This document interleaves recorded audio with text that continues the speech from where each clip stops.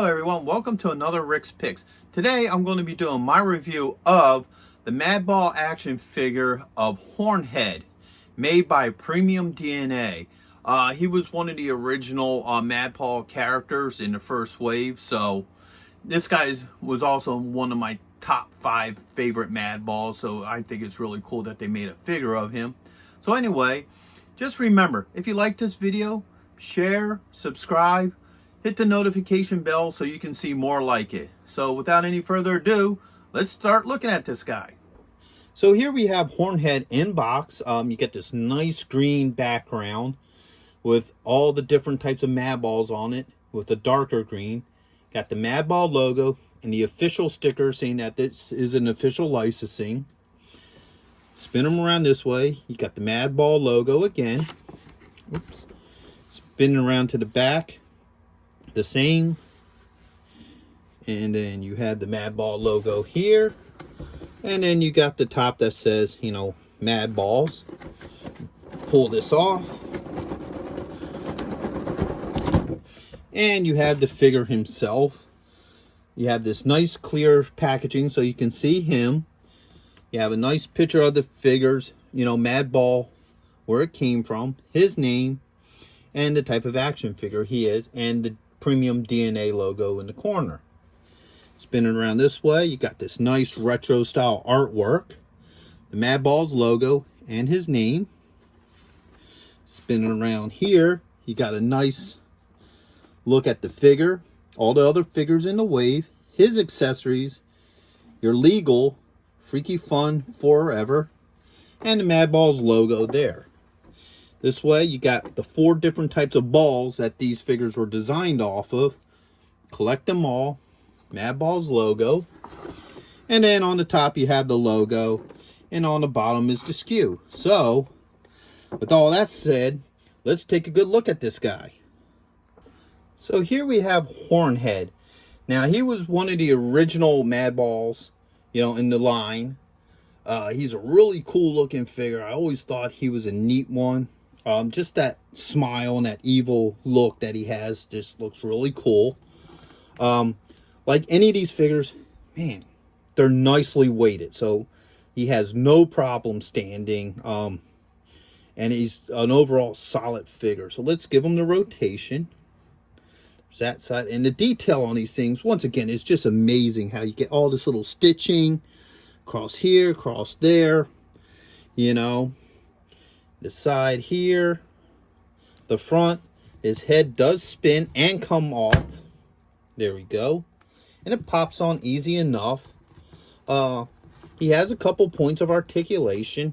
You know, he has a shoulder joint, elbow joint, and a wrist joint. He has a joint right here above the rib line. So, spin him around.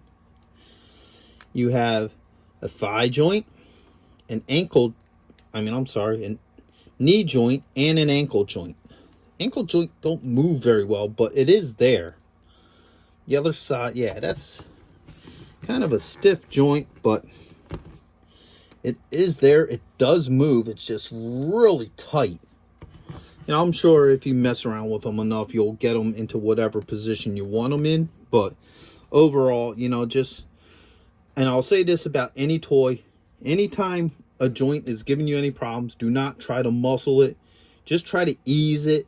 Because sometimes if you muscle it too much, you will actually, you know, break the joint and now you have a broken toy. So, let's start looking at some of his accessories. First off, you have his open hands. Right here.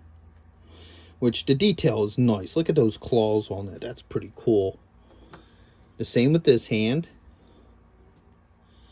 Alright. You have his 2 pointing hands. So he can point, which is kind of neat, for both hands. Okay. Then you have his 2 open hands that allows you to hold stuff. So there's this hand. And this one as well. Alright. Now he comes with 3 accessories. He has a piece of meat, which looks like a turkey leg with bugs and worms and all sorts of cool stuff crawling around it. He has, you know, a flail, which is kind of cool. And he also has a club with a skull stuck on it. So that's pretty neat too. So let's pop his hands off and see how well he holds these things.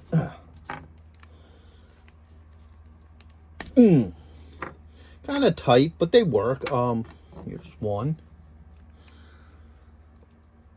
And where's the other one? Oops. And here's the other one. All right, so let's try the meat first. Let's see how well this goes in. All right. That went in fairly easy. All right. So now the one problem with these figures is their hands are very stiff. Like a lot of other figures, they use a softer plastic, so it's easier to get, you know, the accessories in the hands. These ones are really tight. They have a little bit of play, but not a lot. So be careful when you're trying to put some of these accessories in that you don't accidentally break off a finger. This club just muscles in there just nice. So the club fits in his hand just nice, just like that. And the mace, let's see how well that fits in there. Yeah. So there you go.